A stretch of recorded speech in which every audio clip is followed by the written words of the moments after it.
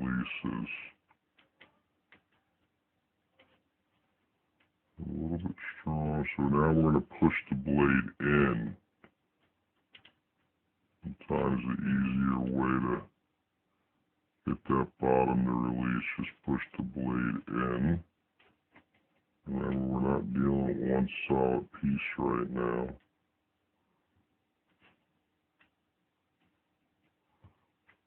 Be careful. Should lift.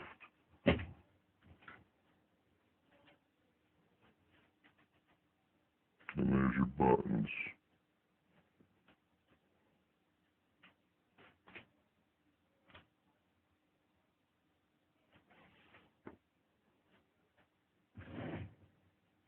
I don't recommend people do this, but I'm a little more comfortable. I have a jeweler screwdriver here that I'm going to help me to remove the button.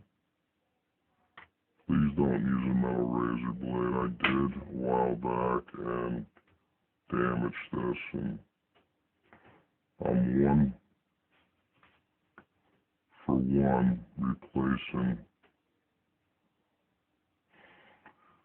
the soft touch